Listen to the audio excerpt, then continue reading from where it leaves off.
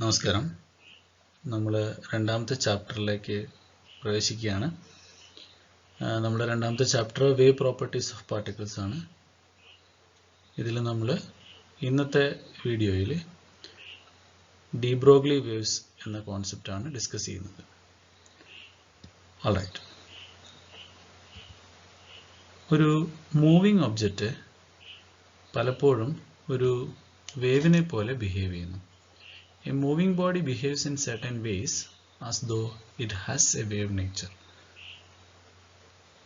വേവുകൾ മാത്രം എക്സിബിറ്റ് ചെയ്തുകൊണ്ടിരുന്ന phenomenons like diffraction can be exhibited also by particles. ഇതാണ് നമ്മുടെ കോൺസെപ്റ്റ്. അപ്പോൾ ഈ ഹൈപ്പോതെസിസ്, പാർട്ടിക്കിൾസിന് ഒരു വേവ് നേച്ചർ ഉണ്ട് എന്ന ഹൈപ്പോതെസിസ് ആദ്യമായി മുമ്പോട്ട് വെച്ചത് ഡി ബ്രോഗ്ലി എന്ന് നമ്മൾ വിളിക്കുന്ന ഡി ബ്രോയ് എന്ന സയൻറ്റിസ്റ്റാണ്. ഡി ബ്രോയ് എന്നാണ് ഇത് വായിക്കേണ്ടത്. ഡി ബ്രോഗ്ലി എന്നല്ല അദ്ദേഹത്തിൻ്റെ പേര്, ഡി ബ്രോയ് ആണ്. ഓൾറൈറ്റ്, അപ്പോൾ ഡി ബ്രോയ്സ് ഹൈപ്പോതെസിസും മാറ്റർ വേവ് എന്ന കോൺസെപ്റ്റുമാണ് നമ്മൾ ഇന്ന് ഡിസ്കസ് ചെയ്യാൻ പോകുന്നത്. Before we start, let us just consider the photon wavelength. So we know that a photon of light of frequency nu has the momentum given by h nu by c, which can be written as h nu by c എന്നുള്ളതിനെ നമുക്ക് മാറ്റി എഴുതാം. We know that c is equal to nu lambda, so I just substituted c is equal to nu lambda. So nu and nu cancels, giving h by lambda. അപ്പോൾ ഫോട്ടോണിന്റെ momentum p can be written as h by lambda, and therefore photon wavelength lambda may be written as h by p. അപ്പോൾ p momentum ഉള്ള ഏതൊരു ഒബ്ജക്റ്റിനും lambda wave length ഉണ്ടാവും. ഇതാണ് D ബ്രോയ്സ് hypothesis. Alright, അപ്പോൾ D Broglie put forward this strong hypothesis that De Broglie suggested that the above equation, that is lambda is equal to h by p, is a completely general one that applies to material particles as well as to photons. Photon മാത്രമല്ല, മാറ്ററിനും material ഒബ്ജക്റ്റുകൾക്കും പാർട്ടിക്കിൾസിനും same equation apply ചെയ്യാൻ പറ്റുമെന്ന് de Broglie ഒരു hypothesis put forward ചെയ്തു. Without any experimental support. Experimental സപ്പോർട്ടൊന്നും ഉണ്ടായിരുന്നില്ല. മാത്രമല്ല, വേവ് നേച്ചർ എക്സിബിറ്റ് ചെയ്യുന്ന ഒരു ഫിനോമിനൻ അന്ന് വരെ ആർക്കും പരിചയവും ഉണ്ടായിരുന്നില്ല. മുമ്പ് നമ്മളുടെ വേവ്സിൻ്റെ പാർട്ടിക്കിൾ നേച്ചർ നമുക്ക് പുട്ട് ഫോർവേഡ് ചെയ്യേണ്ടി വന്നത് ഫോട്ടോ ഇലക്ട്രിക് ഇഫക്റ്റ് എക്സ്പ്ലെയിൻ ചെയ്യാൻ വേണ്ടിയിട്ടാണ്. എന്നാൽ ഇവിടെ അങ്ങനെയല്ല. ഇവിടെ നമുക്ക് മാറ്ററിൻ്റെ ഒരു വേവ് നേച്ചർ ആവശ്യമായി വന്നിട്ടുണ്ടായിരുന്നില്ല.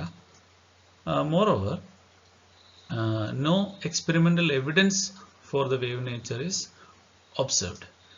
പിന്നെ എന്തിനായിരുന്നു എങ്ങനെയാണ് ഡി ബ്രോയ് ഈ ഹൈപ്പോതെസിസ് പുട്ട് ഫോർവേഡ് ചെയ്തത്? സോ അദ്ദേഹത്തിൻ്റെ ആർഗ്യുമെൻ്റ് ഇങ്ങനെയായിരുന്നു: നേച്ചർ ലവ് സിമെട്രി. നേച്ചറിന് സിമെട്രി ഇഷ്ടമാണ്.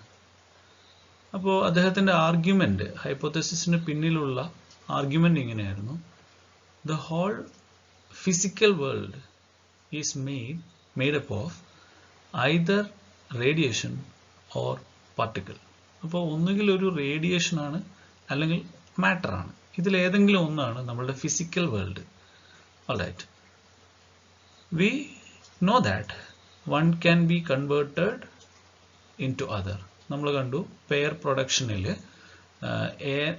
നമ്മളുടെ radiation, that is just energy, can be manifested as a pair of particle and antiparticle, namely electrons and positrons. തിരിച്ച് പെയർ അനിഹിലേഷനിൽ matter can be converted back into energy or radiation. അപ്പോൾ നേച്ചറിൽ രണ്ട് സാധനങ്ങളാണുള്ളത്. One is matter and the other one is radiation, which can be converted from one two the other. That means matter and radiation are the manifestation of the same physical entity. ഒരേ physical എൻറ്റിറ്റിയുടെ രണ്ട് അവസ്ഥകളാണ് മാറ്ററും റേഡിയേഷനും എന്ന് ഒരു വിശ്വാസം എന്ന് നമുക്കറിയാം. Alright. അപ്പോൾ വേവുകൾക്ക് dual nature ഉണ്ട്. റേഡിയേഷന് dual nature ഉണ്ടെങ്കിൽ, നെയിംലി വേവ് നേച്ചറും പാർട്ടിക്കിൾ നേച്ചറും ഉണ്ടെങ്കിൽ മാറ്ററിനും രണ്ട് നേച്ചറും ഉണ്ടായിരിക്കണം. ഇതായിരുന്നു അദ്ദേഹത്തിൻ്റെ argument. Because nature love symmetry. ഒരാൾക്ക് രണ്ട് പ്രോപ്പർട്ടികളും രണ്ട് ഫിനോമിനൻസും ഉണ്ടെങ്കിൽ മറ്റേ ആൾക്കും രണ്ട് ഫിനോമിനനും വേണം. ഇതായിരുന്നു അദ്ദേഹത്തിൻ്റെ argument. Okay. So the momentum of a particle of mass m and velocity p is given by gamma mv, where we have considered the relativistic mass. Relativistic mass gamma m നമുക്കറിയാം, ഗാമ എന്ന് പറയുന്നത് 1/√(1 - v² / c² ആണ്. So the relativistic momentum നമ്മൾ എടുക്കണം. So p is equal to gamma mv, where gamma is 1/√(1 - v² / c², where v is the speed of the particle. So this is the momentum of the particle. If that is the case, the de Broglie wavelength lambda is given by h by p, which is h by gamma mv. ഇതായിരുന്നു അദ്ദേഹത്തിൻ്റെ concept. And it's quite natural that greater the momentum, shorter the wavelength. So greater the particle momentum, shorter its wavelength. ഇതാണ് നമ്മൾ കണ്ടത്. നമ്മൾ ഈ ചാപ്റ്ററിൻ്റെ അവസാനമാകുമ്പോഴേക്കും D ബ്രോഗ്ലിയുടെ ഹൈപ്പോത്തസിസിൻ്റെ experimental വേരിഫിക്കേഷനൊക്കെ നമ്മൾ കാണും. Alright. Let us now consider two important examples. ഒന്നാമത്തെ എക്സാമ്പിൾ ഇതാണ്. Find the de Broglie wavelength. Find the de Broglie wavelength of the first particle is a 46 gram golf ball with velocity 30 meter per second.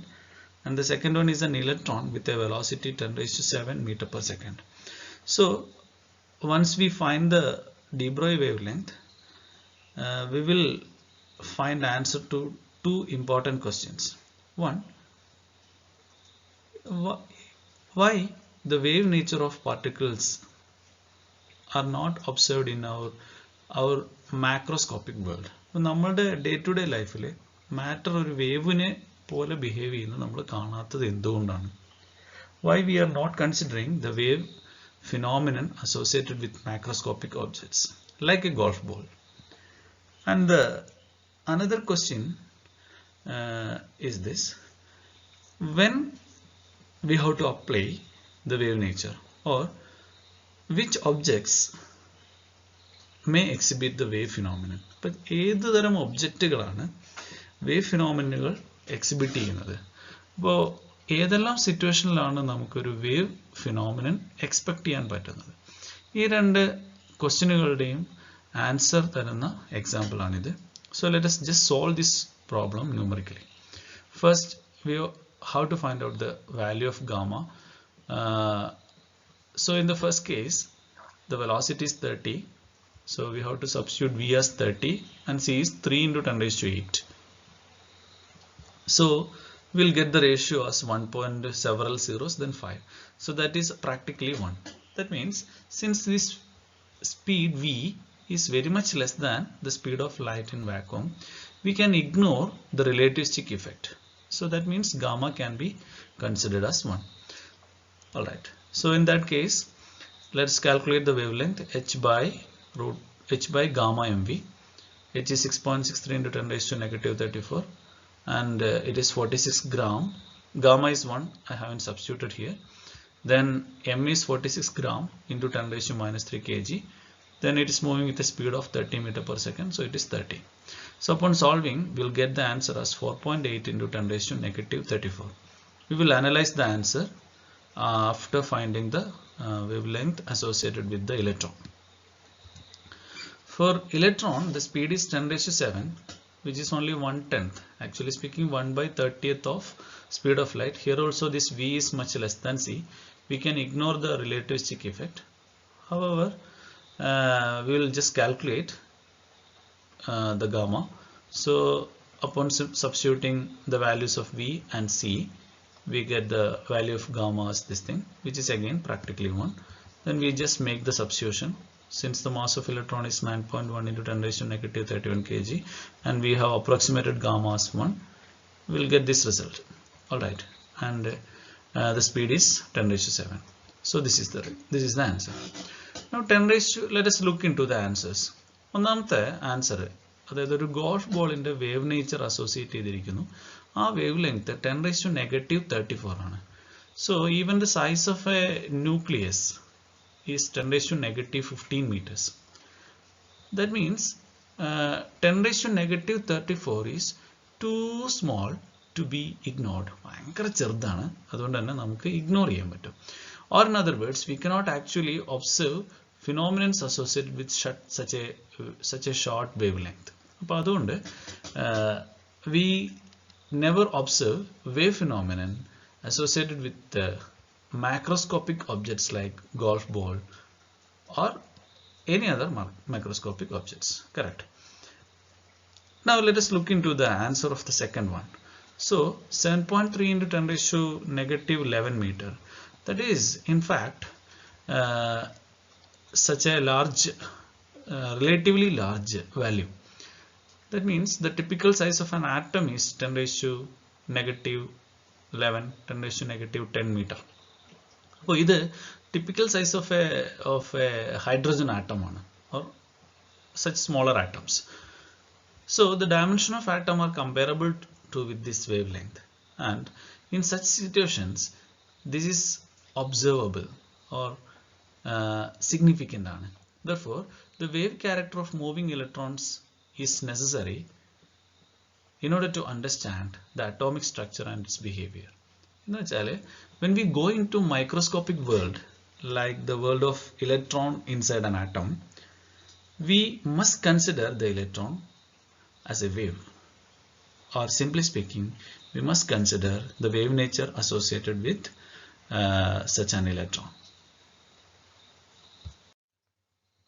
Alright, we will now consider the second example.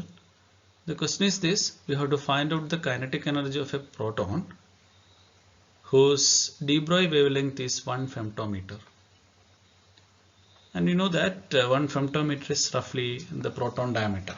Alright, so we have to find out kinetic energy of a proton whose de Broglie wavelength is 1 femtometer. Alright, now we'll look into the answer. So we don't know what is the exact speed of this proton, and therefore looking at this question you cannot guess whether V is much less than C, so that we can ignore relativistic calculation, or if V is comparable to C, so that we have to consider the relativistic effect. Alright, so the idea is so we have to make a decision, right? ഇവിടെ relativistic calculation നടത്തണോ വേണ്ടയോ, ഇതാണ് നമ്മളുടെ question. So for that we have to consider the relation between Pc and the rest mass energy, mc square. Alright, അപ്പോൾ Pc യും mc square ഉം compare ചെയ്യുമ്പോൾ, if Pc is very much less than the rest energy, if Pc is much less than the rest energy, if Pc is much less than the rest energy, we can ignore our relativistic calculation. Otherwise we have to consider the relativistic calculation. So this is the case. Okay, so for that I am going to calculate both Pc and the rest mass energy. So we know that P is equal to h by lambda, therefore Pc is hc by lambda. Please note, P എന്ന് പറയുന്നത് h by lambda ആണ്, de Broglie's hypothesis, and Pc is hc by lambda, and I have substituted the value of h 6.63 into 10 raised to negative 34, C 3 into 10 raised to 8, and lambda is 1 femtometer into 10 raised to negative 15. So upon simplification we get the energy in joule as 1.99 into 10 raised to negative 10.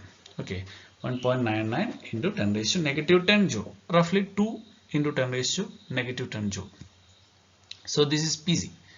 Now we have to calculate the rest mass energy, that is m0 c square.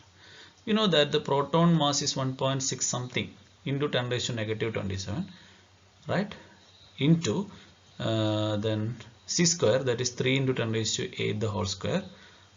Upon simplification, we get it as 1.5 into 10 raised to negative 10 joule. Correct. അപ്പോൾ നമുക്ക് P സിയുടെ value കിട്ടി, then E0ന്റെ വാല്യൂയും കിട്ടി. Now we know that the powers are the same, 10 raised to minus 10 ആണ്, ഇവിടെയും 10 raised to minus 10 ആണ്. So this is 1.99 roughly 2 and this is 1.5. That means our PC is greater than E0, right? So since PC is greater than E0, we must do relativistic calculation. Fine. So let us look into the relativistic calculation. We know that relativistic energy, total energy, is square root of E0 square P square C square. Now we know that what is E0? E0 is 1.5 into 10 raised to negative 10 and PC is 1.99 into 10 raised to minus 10. So we make that substitution and upon simplifying you get it as 2.49 into 10 raised to negative 10 joule. So this is the total energy. Now how will you calculate the kinetic energy? We are supposed to calculate the kinetic energy of the proton. So kinetic energy is equal to E minus E0. Fine. And what is our E? 2.49 into 10 raised to minus 10. And what is our E0? 1.5 into 10 raised to minus 10.